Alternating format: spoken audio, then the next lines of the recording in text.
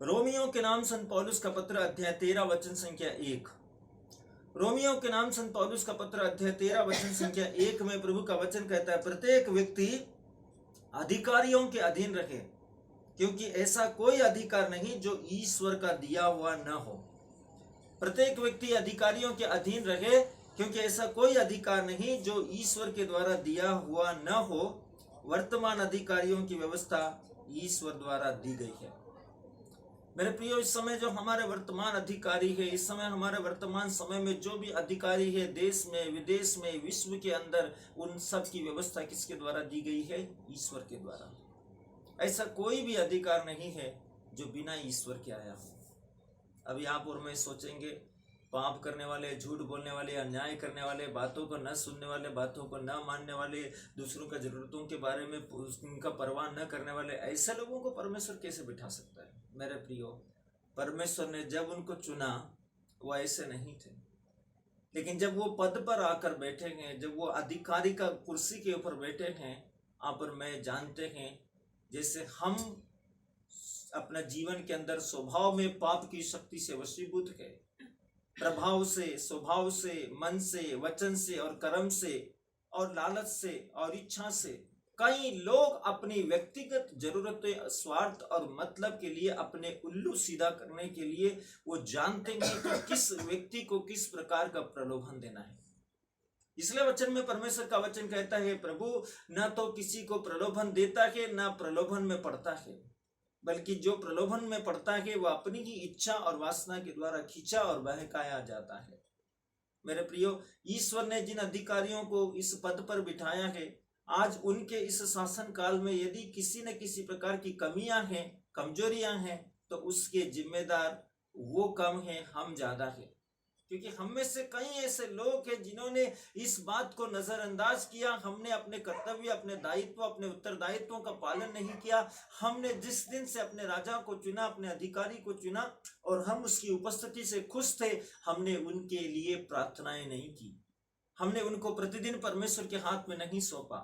हमने उनके आत्मिक जीवन के लिए प्रार्थना नहीं की। हमने उनके विश्वास में जीवन के लिए प्रार्थना नहीं की। हमने उनकी वफादारी और ईमानदारी और देशभक्ति और स्वामी भक्ति और राष्ट्र भक्ति के लिए प्रार्थना नहीं की। हमने उनके भलाई के लिए प्रार्थना नहीं की। हमने उनके भ्रष्टाचार मुक्त जीवन के लिए प्रार्थना नहीं की। हमने उनके अंधकार की शक्तियों के अधीन रखने वाली आत्माओं के वश में चले जाने वाली उस परिस्थितियों के लिए प्रार्थना नहीं की। हमने उनके पाप और करप्शन के लिए की मुक्ति के लिए प्रार्थना नहीं की। कौन जिम्मेदार है? आपने जिनको चुना है उनके लिए प्रार्थना करना आपका कर्तव्य है। आपने जिन संतानों को पैदा किया उनकी जिम्मेदारी आपकी जिम्मेदारी है, आपका कर्तव्य है, न कि आपका पड़ोसी का। मेरे प्रियो, यदि आपने जिन अधिकारियों को चुना है उनकी आत्मिक जिम्मेदारियां भी आपकी है। उनकी आत्मिक जीवन की रक्षा के लिए प्रार्थना करना भी आपकी जिम्मेदारी है। वोट देना आप काफी नहीं है, अधिकारी चुन लेना काफी नहीं है। उनके लिए निरंतर निरंतर निरंतर प्रार्थना करना जरूरी है, ताकि वह परमेश्वर के हाथ में हो। यदि वे परमेश्वर के हाथ में होंगे तो आप सुरक्षित होंगे। यदि वे परमेश्वर की बुद्धि से संचालित होंगे तो आप विकसित होंगे। यदि वे परमेश्वर के अधिकार और नियंत्रण में होंगे तो आपके घरों में रोशनी होंगी। यदि उन पर परमेश्वर की बुद्धि और आत्मा काम करेगी तो आपका परिवार, घराना हर प्रकार से सुरक्षा पाएगा। आपके शहर में अन्याय नहीं हो सकता। आपके शहर में आपके अधिकारियों के बीच में अन्याय नहीं हो सकता। आपके मोहल्ले में अत्याचार नहीं हो सकता। आपका समाज में किसी प्रकार का बुराई जन्म नहीं ले सकता। क्यों? क्योंकि आप अपने अधिकारी, अपने अगुवों के लिए प्रार्थना करते हैं।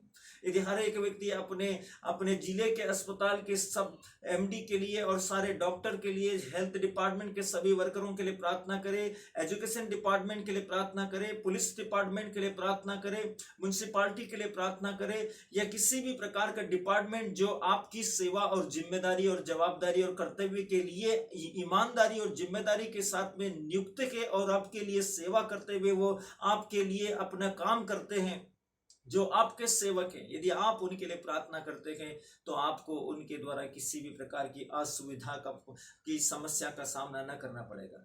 आज यही कारण है हम लोग प्रार्थना नहीं करते हैं। इसलिए दफ्तर के बाहर जब हम खड़े होते हैं हमको कई प्रकार की असामाजिक बातों का सामना करना पड़ता है और हम उसको आसानी से कहते हैं कितना करप्शन है, कितनी बुराई है, कितना भ्रष्टाचार फैल गया है। मेरे प्रियो, अपने पाप को छुपाकर उसको एक अच्छा सफेद चद्दर उड़ाकर चले आना, ये गलत बात है।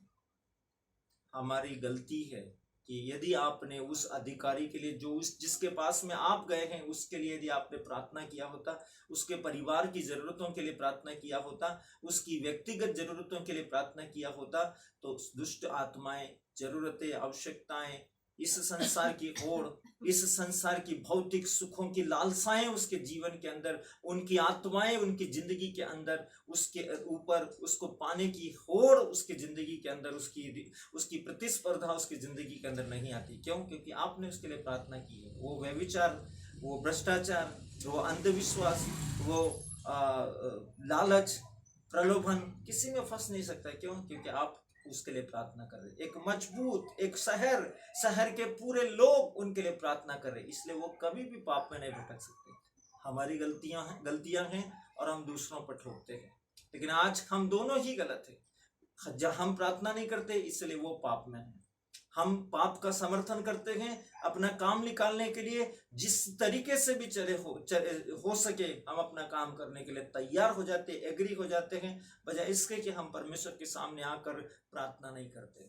हमारी गलती है। मेरे प्रियो, प्रार्थना करें अपने अधिकारियों के लिए। क्यों? क्योंकि ईश्वर ने उनको नियुक्त किया है।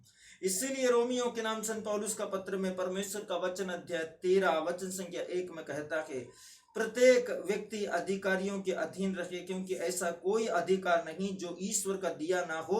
वर्तमान अधिकारियों की व्यवस्था ईश्वर के द्वारा दी गई है। Hallelujah, hallelujah, hallelujah, hallelujah, hallelujah. प्रवक्ता ग्रंथ अध्याय 10 वचन संख्या 1 में प्रभु का वचन कहता है, प्रज्ञामय शासक अपनी प्रजा को शिक्षा देता, समझदार व्यक्ति का शासन सुदृढ़ रहता है। Hallelujah, hallelujah, hallelujah. वचन को ध्यान से सुनिए मेरे प्रियो। प्रज्ञामय शासक अपनी प्रजा को शिक्षा देता है। जो शासक प्रज्ञा से, ईश्वर के ज्ञान से, उसका विवेक से, उसकी समझ से, उसकी बुद्धिमत्ता से, पवित्र आत्मा की सामर्थ्य से, स्वर्ग से, ऊंचे ईश्वर के सिंहासन से आने वाली महान ज्ञान, विवेक और प्रज्ञा और बुद्धि और सुमति की शक्ति से वशीभूत के वो क्या करता है? प्रजा को शिक्षा देता है धर्म मार्ग की, सच्चरित्रता की, अनुशासन में बने रहने की शिक्षा देता है। वो पाप, भ्रष्टाचार, अन्याय, अनैतिकता के बंधन से मुक्त होने के माध्यम और मार्ग उनको दिखाता है। उनसे मुक्ति पाने के लिए रास्ते उनको बताता है। वचन कहता है, समझदार व्यक्ति का शासन सुदृढ़ रहता है। जिस राजा की बुद्धि, जो राजा समझदार है, जो राजा बुद्धिमान है, जो राजा ज्ञानी है, उसको किसी सिपाही या सैनिक की जरूरत नहीं है। वो जानता है उसको कब, कहां और क्या करना है। उसको किसी चापलूस की जरूरत नहीं है। उसको किसी व्यक्ति की जरूरत नहीं है जो उसके लिए काम करे। उसके लिए ऑटोमेटिकली परमेश्वर जानता है कि उसको अपनी बुद्धि के द्वारा कब क्या करना है। परमेश्वर उसको बुद्धि का प्रचार करने के लिए, बुद्धि का संचार करने के लिए, बुद्धि का इस्तेमाल करने के लिए परमेश्वर उसको बल और ज्ञान देता है। Hallelujah, hallelujah, hallelujah, hallelujah, hallelujah.